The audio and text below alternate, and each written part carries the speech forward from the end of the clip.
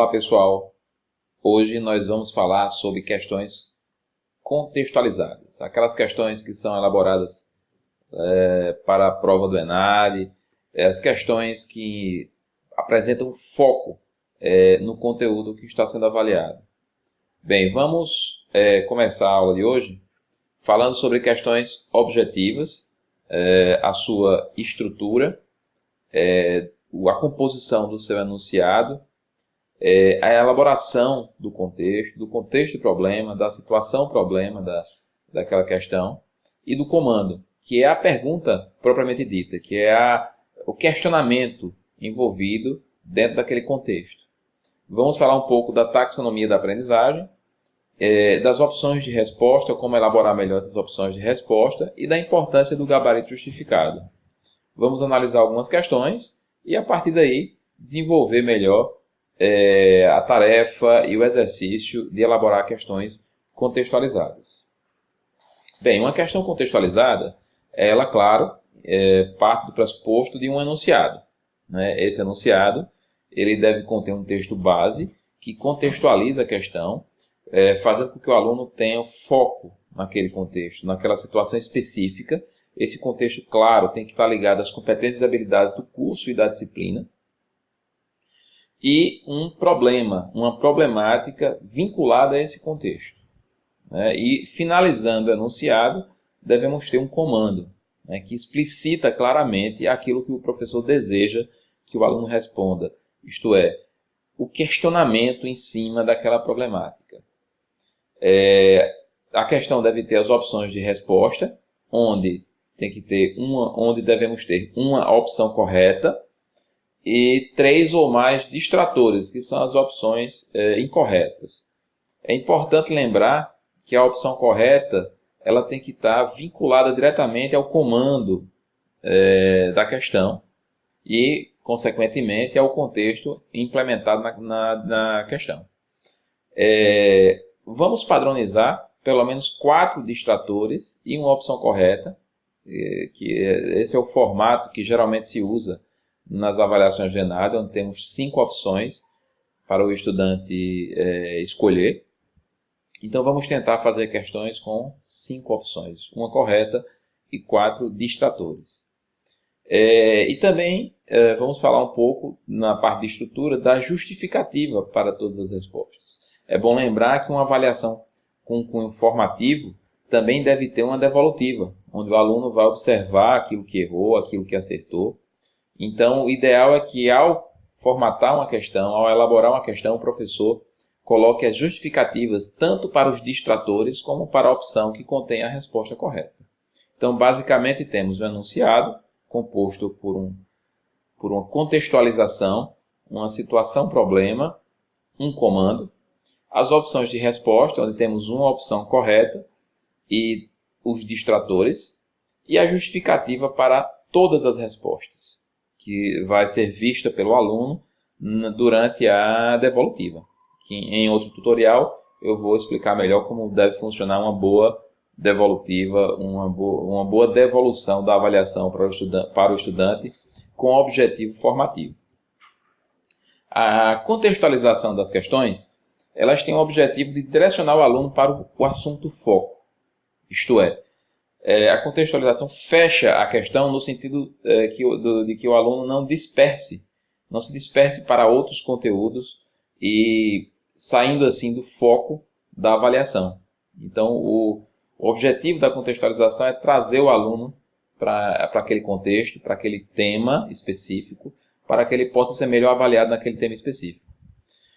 Essa contextualização ela pode se dar de várias formas. Pode ser por uma simples afirmação, baseada numa matriz, numa referência bibliográfica, um material de apoio, um texto, um gráfico, uma tabela, uma ilustração, uma propaganda, uma declaração, uma citação de um autor devidamente referenciado, uma simples imagem, uma fotografia pode servir para a contextualização de uma questão. A contextualização ela demonstra para o estudante a aplicabilidade daquele conhecimento. Então, quando uma questão é contextualizada, o estudante percebe que aquele conteúdo é importante para a sua formação e que ele vai aplicar aquele conhecimento de alguma forma na sua vida prática como profissional, seja qual for o curso. A situação problema também está dentro do enunciado, deve vir logo após o texto base de contextualização, e o objetivo é instigar o aluno para a resolução do problema, né? É dar uma pitadinha ali de sal na questão para que o aluno tenha mais gosto em responder, né? E para que ele observe a importância daquela problematização. A situação problema serve de gancho para o comando da questão. Ela faz o link da contextualização do enunciado com o comando da questão, que é o que está sendo pedido naquela questão. E fornece subsídios, né, motivando o estudante na resolução do comando, né? Então, a situação problema ela é fundamental para ligar o comando com a contextualização, o contexto base da contextualização, e remete o estudante à resolução daquela questão, da importância da resolução daquela questão. Já o comando, ele deve ser escrito de forma muito clara. Geralmente deve-se usar um verbo específico para determinar o que se quer no comando. Eu vou indicar aqui alguns verbos, algumas situações que podem ajudar vocês a elaborar um bom comando. O comando não deve ter pegadinhas, não deve dar margem a duas ou mais possíveis interpretações. Então ele deve admitir uma única resposta previamente definida e manter uma correlação também com os distratores. Quer dizer, os distratores não podem estar desvinculados do comando, senão fica fácil, a questão fica fácil de responder, já que os distratores eles não estão dentro do contexto da questão e vinculados àquele comando. Então, por eliminação, o aluno pode responder se esses distratores não estiverem correlacionados com o comando. Exemplos de verbo que podemos utilizar no comando é avaliar, definir, aplicar, interpretar. São verbos-chave que podem estar na frase de comando e que vão ajudar o aluno a discernir aquilo que é importante na resposta da questão. Aqui temos uma pirâmide, né, que mostra os graus hierárquicos dentro da taxonomia da aprendizagem. Então, na base da pirâmide, nós temos o conhecimento, logo acima, a compreensão. Então, claro, para que o estudante compreenda um determinado conteúdo, é necessário que ele tenha primeiro um conhecimento e um reconhecimento daquele assunto. Então, ele tem que ter um contato inicial, ele tem que conhecer através de diversas mídias, diversos materiais didáticos, para só aí ele começar a compreender o que está compondo aquele conteúdo, aquele tema, né? A aplicação ela vem logo depois na hierarquia da aprendizagem. O estudante só vai conseguir aplicar um determinado tema, um determinado assunto, se ele primeiro conhecer e se ele também compreender. Caso contrário, será impossível ele aplicar. Então, o nível de aplicação está acima, hierarquicamente, por isso. Já o nível de análise envolve, além de tudo, uma capacidade crítica do estudante. E para criticarmos qualquer coisa, é necessário conhecer, compreender, entender a aplicabilidade daquele conhecimento. Já a síntese está bem acima, quase no topo da pirâmide, porque a capacidade de síntese envolve toda essa base da pirâmide, a capacidade crítica, de análise, a capacidade de aplicar aquele conhecimento, de compreender, tem que conhecer profundamente aquele determinado conhecimento para poder fazer uma síntese, um resumo conciso daquele conhecimento. Além de tudo isso, o estudante já tem que ter uma certa habilidade na parte de comunicação para poder sintetizar aquele conhecimento. E no topo da pirâmide nós temos o grau de avaliação, né? Então, avaliar, como todos já sabemos, nós professores sabemos bem isso, bem como é isso, que avaliar é muito difícil, né? Então, avaliar envolve uma série de habilidades, de competências, e dentro da taxonomia da aprendizagem, avaliar gera um grau de dificuldade máximo dentro de uma questão. Então, quando a questão ela pede para avaliar, pede para que o estudante avalie um determinado conhecimento, um determinado conteúdo, então o estudante ele vai ter que conhecer bem, compreender, entender da aplicabilidade daquele conhecimento, ter a capacidade crítica para analisar aquele conhecimento e sintetizar. Então, só assim ele vai poder avaliar melhor um determinado conhecimento. Então, tudo isso que eu estou falando está resumido aqui nessa tabela, onde você pode perceber aqui que o primeiro item é o conhecimento. E, por definição, o conhecimento ele envolve a recordação, o reconhecimento das informações, ideias, né? E a gente pode usar como verbos para avaliar o conhecimento do estudante, inclusive colocar na frase de comando, dentro do enunciado, escrever, listar, rotular, definir, nomear, dizer. São verbos-chave, onde você pode avaliar o grau de conhecimento. Já na compreensão, envolve uma capacidade de interpretação. Então, a gente pode usar verbos como explicar, resumir, parafrasear. Quando quisermos aferir a aplicabilidade, a aplicação daquele conteúdo, a gente pode usar o verbo computar, resolver, demonstrar. Para aferirmos a capacidade de análise do estudante, podemos colocar na frase de comando analisar, categorizar, comparar, contrastar, separar. Já a síntese, podemos usar os verbos criar, planejar, elaborar, inventar, desenvolver, por exemplo. E para avaliar, podemos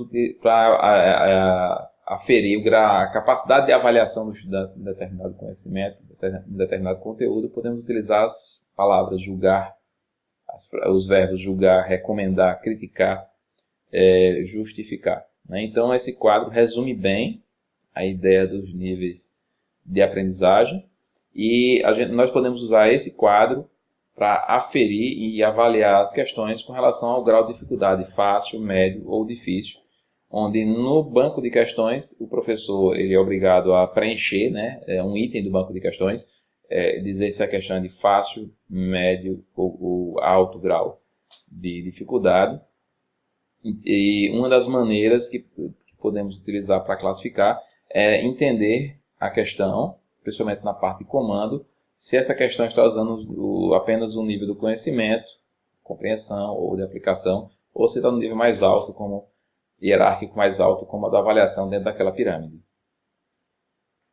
Bem, aqui temos uma questão e ela está colorida justamente para identificarmos as partes do enunciado, para que possamos analisar o enunciado. Essa é a questão do ENAD, do curso de Medicina. Podemos observar que a parte que está em vermelho da questão é a parte do texto base de contextualização, né, que fala do BIRADS e o objetivo do BIRADS. Vocês podem observar aqui entre parênteses tem o significado da sigla, justamente para não confundir o estudante. Isso é interessante. Se há termos em inglês ou siglas, é interessante que utilizemos também entre parênteses o significado dessas siglas, quando possível, claro, sem prejudicar a interpretação da questão. Em azul nós temos a situação problema. Então, o BIRADS tem por objetivo a padronização dos laudos mamográficos. Então, isso é uma afirmação. Então, o autor dessa questão utilizou uma afirmação como ponto de partida para iniciar o questionamento. Levando-se em conta a evolução diagnóstica e a recomendação da conduta, então aqui ele já levanta o problema. Ele pede ao estudante que leve em conta a evolução diagnóstica e a conduta, e a recomendação da conduta, levando em consideração esse contexto, problema. Aí, no final, temos o comando. A categoria BIRADS deve ser interpretada como laudo, e aí o estudante deve responder a partir dessas opções, dessas alternativas. Então, é uma questão de ENAD e que está elaborado dentro desse modelo que nós estamos debatendo aqui nesse tutorial. Aqui temos uma outra questão da FGV, onde trata de teorias, né, do positivismo, no caso. E você observa que a parte em vermelho, que é a contextualização, que é o texto base da contextualização, fala do positivismo. O positivismo foi uma das primeiras escolas de pensamento que definiu a especialidade como estudo científico da sociedade. Então, de novo, uma afirmação para iniciar a contextualização. E depois, em azul, uma situação-problema, né, estabelecendo os conceitos de uma metodologia de investigação análoga aos métodos já utilizados por outras ciências. Então ele coloca uma situação, né, ele estabelece um ponto de referência para poder fazer a pergunta. Pode-se apontar como um dos princípios teóricos dessa escola a... tanto a questão anterior como essa, ela envolve apenas o conhecimento, né? Então são questões de níveis hierárquicos do início da pirâmide, conhecimento e um pouco da compreensão. Então poderíamos classificar como questões de fácil compreensão, de nível de dificuldade fácil, né? Porque ela aborda a base da pirâmide que eu mostrei agora há pouco. E aí temos colorido os distratores. A letra A, C e D são distratores, são opções incorretas. Percebe-se nos distratores que eles estão vinculados ao contexto, né? Se nós lermos aqui os distratores, eles estão totalmente vinculados, correlacionados ao contexto da questão. E a opção correta, né, que claro tem que estar vinculada e que está correta numa outra cor. Estava marcada numa outra cor. O gabarito da questão é importantíssimo, né? É necessário que o professor compreenda que ao elaborar uma questão, ele tem que preparar o gabarito daquela questão, de todas as opções, tanto dos distratores como da questão da opção correta. Nessa questão aqui, temos a explicação. A opção errada, letra A, pois o positivismo caracterizou-se exatamente pela resposta contrária às explicações religiosas do mundo. Então, se justifica porque ela está errada. No que nós justificamos todas as opções, quando isso aparece para o estudante numa devolução de avaliação, isso se torna altamente formativo, já que o estudante percebe por que ele errou. Ele entende onde estava o erro. E também, claro, um debate sobre a questão, eventualmente, se o estudante estiver questionando se a determinada questão está correta ou não, se está bem elaborada ou não, ele vai ter também subsídio para fazer um debate com o professor. E é interessante justificar tanto as erradas como as corretas. Temos aqui uma outra questão do ENAD de Medicina, onde temos um caso, né? Júlio, 37 anos de idade, é formado em administração de empresas, perdeu o emprego há 8 meses, não consegue inserção no mercado de trabalho e isso tem causado tensão na relação conjugal. Neiva, sua esposa, tem feito cobranças ao marido que, muitas vezes, sente-se fracassado. Eles têm 2 filhos, Diego e Michel, de 12 e 10 anos, que precisaram se mudar de uma escola privada para uma escola pública. Júlio é o filho mais próximo dos seus pais, apesar de ter outros 2 irmãos que vivem em cidades distantes. Seu pai, Antônio, é etilista e tem sido agressivo com sua mãe, Dalva, que possui uma história de depressão. Ainda assim, Júlio mantinha algum contato com poucos amigos do bairro, nas rodas de conversas e saía algumas vezes para brincar com os 2 filhos. Nas últimas 3 semanas, Júlio passou a sentir-se cansado, sem motivação, perdeu o apetite, deixou de conversar com os amigos e isolou-se da própria filha, sendo que na última semana passou a maior parte do tempo dormindo com episódios de choro, sentimento de tristeza e perda de interesse pelas atividades que costumeiramente fazia. Neiva, preocupada com a situação do esposo, marcou uma consulta com o Dr. Jorge na unidade de saúde do bairro. Parece ser um contexto longo, um texto base longo, mas não é, porque trata-se aqui provavelmente de um diagnóstico talvez de depressão ou uma doença que envolva distúrbios psiquiátricos, e todo o contexto social das pessoas envolvidas no processo é importante. Então, foi necessário contar toda essa história para contextualizar a questão. A gente observa que o início é o texto base, né? É o pano de fundo para todos os acontecimentos sociais dessa família. E a partir mais ou menos do meio aí denunciado, a partir do momento que ele fala que é etilista e a relação, e fala da relação da família, começa a problematizar o caso. E aí a gente tem justamente a situação problema, né? Então, é uma questão que envolve vários aspectos, muito bem elaborado, é um caso muito bem elaborado, né? Inclusive, a questão foi retirada de uma referência, talvez por isso esteja tão bem elaborada, né? Um caso clínico realmente. E aí, isso aqui é o pano de fundo, né? Isso aqui é apenas uma parte do enunciado, é o texto base e a situação problema. Aí a questão continua, onde vem agora a frase de comando.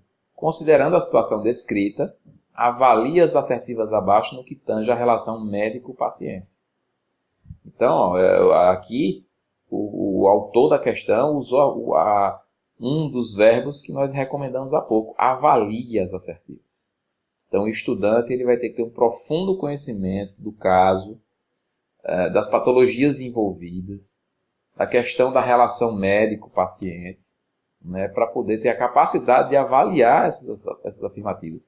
Podemos dizer que essa é uma questão de nível elevado de dificuldade, de alto grau de dificuldade, já que no comando da questão está se pedindo para avaliar, que está lá no topo da pirâmide hierárquica da taxonomia da aprendizagem, que mostramos há pouco.